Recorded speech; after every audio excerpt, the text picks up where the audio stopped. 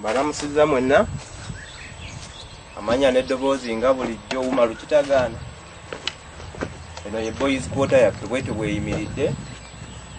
Pulasita awasinga obungi waggwa, tusigazzaako obuntu butonotono okubugenda nga tubukolaakola naye ng'ebisinga obungi biwedde.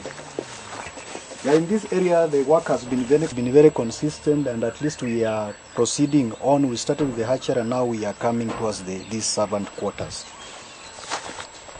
Eno boys quarter esigalizza yeetaagisayo siiringi naddala wano mu shedi waliwo ekituli aye tulina ebintu bye tusibiramu omuntu asobola okulinnya nakkayo n'abijjayo baneyeggulira.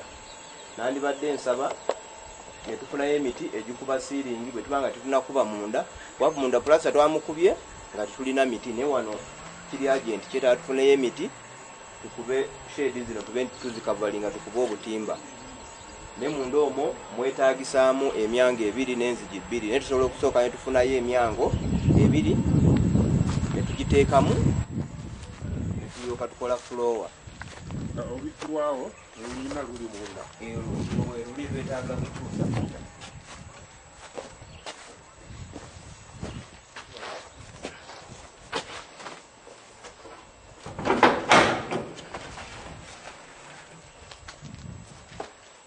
mulogwe muti bwe mufaanana wano weweetaagisa omwango tusobola kukola finishing guno ng'omwango guno tegunnabaawo katwagala omwango ogujje nekuba tekuli luggi okusooka tuteekawo omwango oluggi luli lujja oluvannyuma tukolewo finishing oluvannyuma tukole ne flow ono siringi yeetaagisa tetwasalawo tukube wadde nga tetunnagula miti naye nga tuyinza okukozesa ne plywood luba nga temwagala katimba nga sente nnyingi. Matiri abadde asigadde eri ne seminti gwe babadde nga baleeta Uncle Fred twasalawo ebyafika eri tube nga tubireeta eno boys quarter babadde temunnaweereza sente n'emu okugikolako n'olwokuba eri wabaddeyo omusenyu gubaddeyo seminti abaddeyo omutonotono ne tusalawo tugigire nga tukolaakola nga bwe mwetereza n'ebirala. Lwe luzzi lwaffe bwe luti bwe lufaanana pampu twagiteekayo dda eri wansi era tusobola opampinga amazzi nga gambuka waggulu bwe luti bwe lufaanana. Awantu wano kano kantu kano kemulaba bwe tuteeka eddagala amazzi oluva eno gayitira mu kano nga gamaze okugendamu eddagala. Now, as far as Umaru is talking about or is saying about a dagara, if you check here, there is a container. This container has got alum, which is aluminium, magnesium condensed, and this one is to bring together the precipitations in the water and other particles before the water is pumped through the chlorine gadgets, which is just here. Then when it goes through here is where now we eliminate the pathogens. The bacteria, viruses, and other pathogens are minimized from here by the chlorine, which is actually a disinfectant and a sanitizer.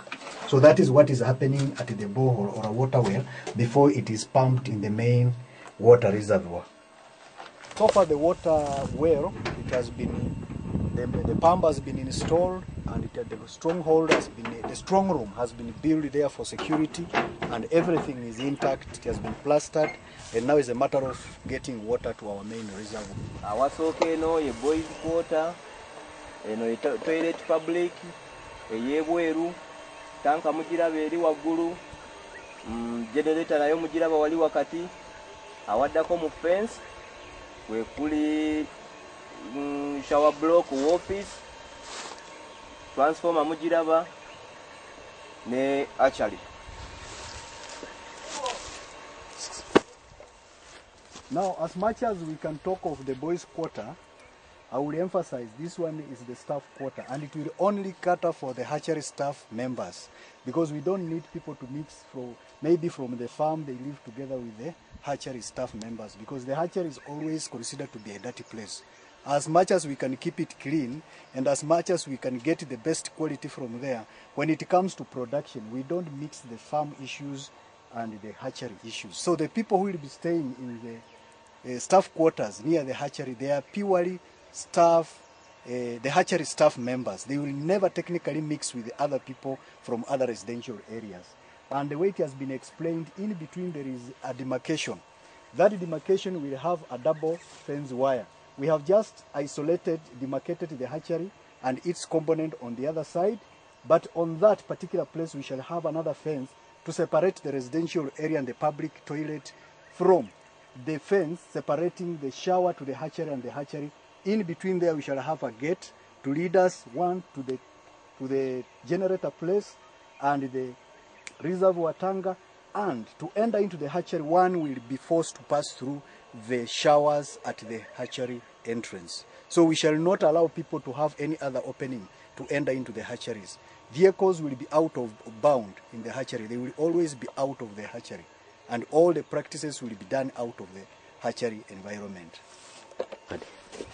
Eno ye public toilet wetu wefaanana yakuwadda esigaliza kuteekako bujji bwa mbaawo.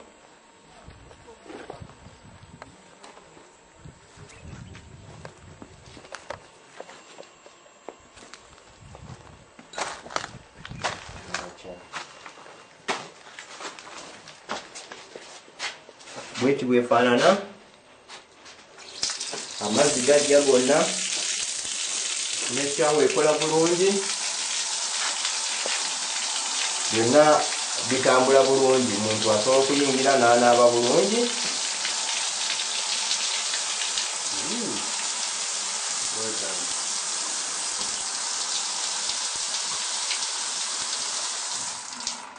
Esigali ndabirwamu ze zisigadde okuteeka muno zamulisi.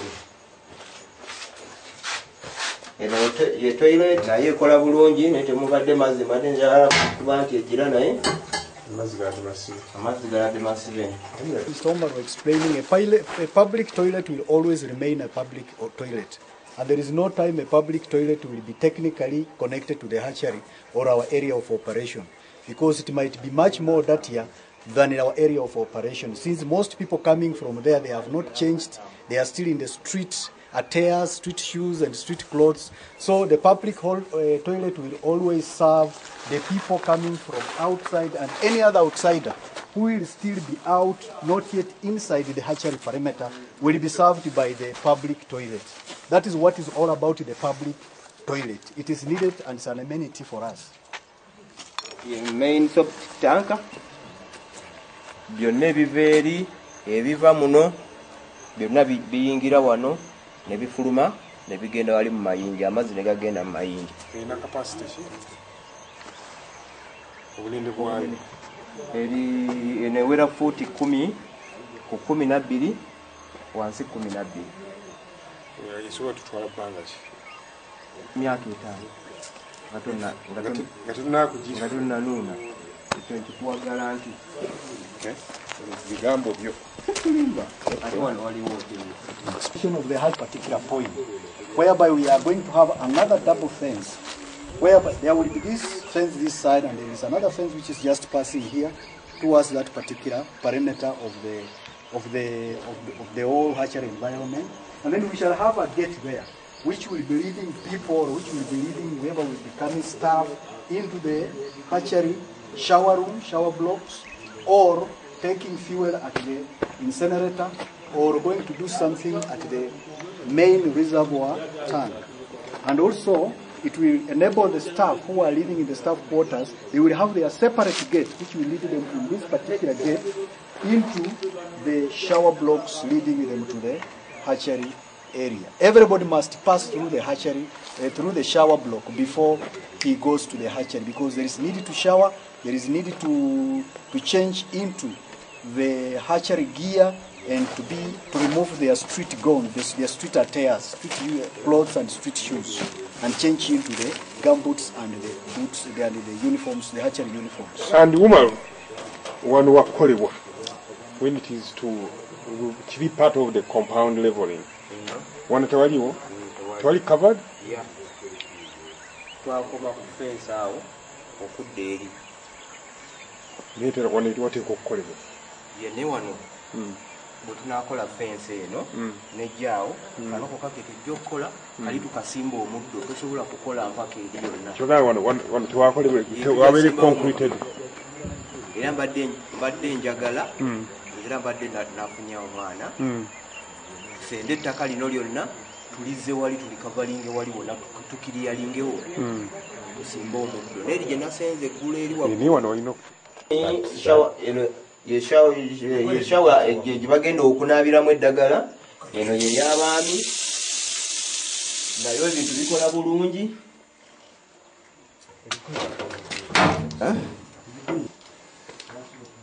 eno ye toilet naye ekola bulungi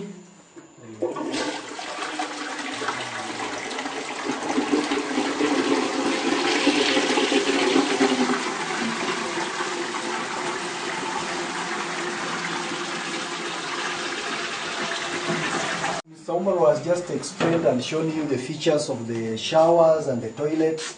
This is one area which is more sensitive and which has to be kept clean all through. Members of staff will be coming from this, passing through these showers. They take their shower, and others maybe relieve themselves, and they leave their street clothes in this particular area. This shower room, as they proceed towards the changing room. There is a changing room just the last door here, where they will proceed to change into the hatchery gear uniforms and biosecurity attires before they proceed towards the hatchery building. Because we are trying to be very strict with the biosecurity measures, which is the foundation of our production and our quality. Esaidi eno wewabakyala wati wafanana eno ye kolido bino bisigaza kusiiga langi enzigi ku bisenge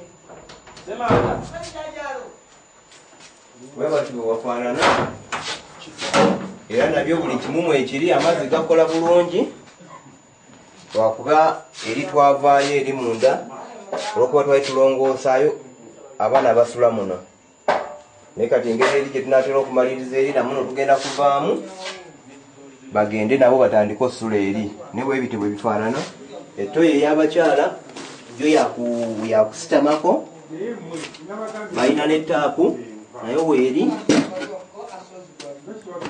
bwe kiti bwe kijja okufaanana eno ye woofiisi naye esigaliza ndabirwamu nakupaintinga twasigamu ku undercoat tiles zaggwa nayesigaliza ndabirwamu naye kupaintinga bweti bwefaanana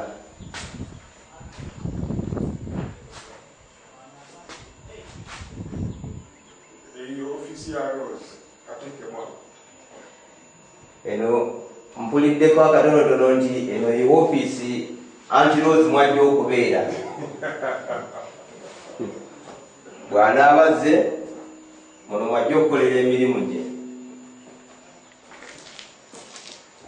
But still this office also remains a technical place since it is within the hatchery parameters, and all the precaution will be adhered, all the precaution will be observed, whereby there will be showering and changing into the hatchery gear before you come and settle in the office. So anything beyond the toilets, anything beyond the perimeter, one must come in when he has taken the necessary biosecurity measures, changing into the gear, changing from the street clothes into the hatchery clothes or into the technical area clothes, before he even enters to handle a computer or to handle a laptop or to handle anything in the office, because all those things matter so long as they are within the hatchery perimeter.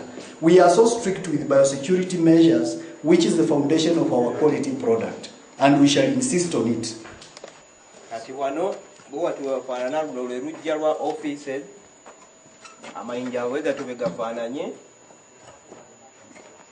Uncle Fred yagulayo emmotoka z'amayinja 2 tuzizimbye awantu wano okuva ku nsonda wali okujja wano naye gonna gaweddewo gakomyawo ekyesaidi erima nga tekiwedde bulungi naye nga wekiti bwe kifaanana.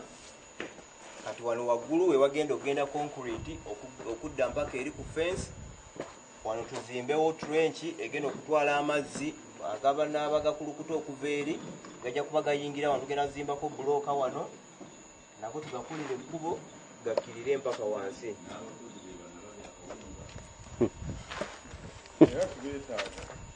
Gano ge madaala ge twakoze wano omuntu bw'ava eri alinnya wano n'ayingira munda okukola emirimu.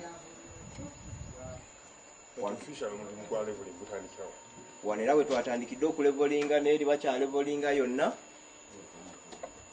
bwe wati we wafaanana. Actually, the pavement preparation is very important. The laying of the good surface is very important, and it should be concrete because there is organic matter which is carried in our shoes and or in our boots. So from the showers there is some organic matter which has remained in our boots, and when you reach on the concrete floor, before you enter into the footpaths at the entrance to the hatchery, you must wipe them over those rocks before you enter, which will be washed later on after you have departed out. So it is necessary we make a concrete layout or a concrete floor just surrounding the hatchery area, which will help us to omit organic matter to be carried into the hatchery. Wano nawo tumaze okusenda bwe wati we wafaanana wonna wasigaliza kuzimba mayinja ku kisenge wali nakutandika kukola concrete. Temunnasalawo oba munakola pavers oba nkokoto. Naye nze nandirowoozezza pavers za ssente nnyingi twazibala nga ziri mu miliyoni nga 50 ate ono concrete ali mu miliyoni nga 20. Nandirowoozezza olw'okuba nti mukyetaagisa ebyokukola bingi.